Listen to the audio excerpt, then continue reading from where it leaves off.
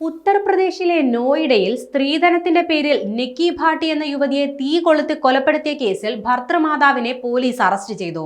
സംഭവത്തിൽ നേരത്തെ അറസ്റ്റ് ചെയ്ത നിക്കിയുടെ ഭർത്താവ് വിപിൻ പാട്ടി കസ്റ്റഡിയിൽ നിന്ന് രക്ഷപ്പെടാൻ ശ്രമിച്ചിരുന്നു. ഇതേ തുടർന്ന് പോലീസ് ഇയാളെ കാലിൽ വെടിവെച്ച് വീഴ്ത്തി പിടികൂടുകയായിരുന്നു. പിടിയിലായ വിപിനെ 14 ദിവസത്തേക്ക് ജുഡീഷ്യൽ കസ്റ്റഡിയിൽ വച്ചിരിക്കുകയായിരുന്നു.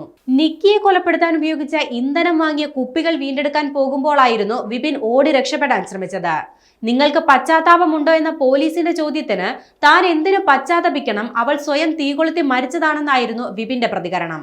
അതേസമയം അച്ഛനും മുത്തച്ഛനും മുത്തശ്ശിയും ചേർന്ന് അമ്മയെ അടിക്കുകയും ശരീരത്തിലെന്തോ ദ്രാവകമൊഴിച്ച് തീ കൊളുത്തുകയും ചെയ്തുവെന്ന് അവരുടെ 6 വയസ്സുകാരനായ മകനും പറഞ്ഞിരുന്നു.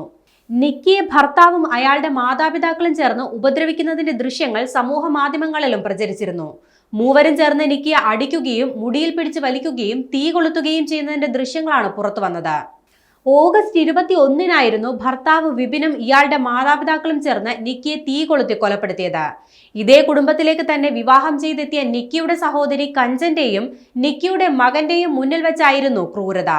ഇരുവരുടെയും മൊഴി പോലീസ് രേഖപ്പെടുത്തിയിട്ടുണ്ട്. സ്ത്രീധനത്തിന്റെ പേരിൽ കൊടിയ പീഡനങ്ങളാണ് നിക്കിക്ക് ഭർത്താവിന്റെ വീട്ടിൽ നിന്നും അനുഭവിക്കേണ്ടി വന്നത്.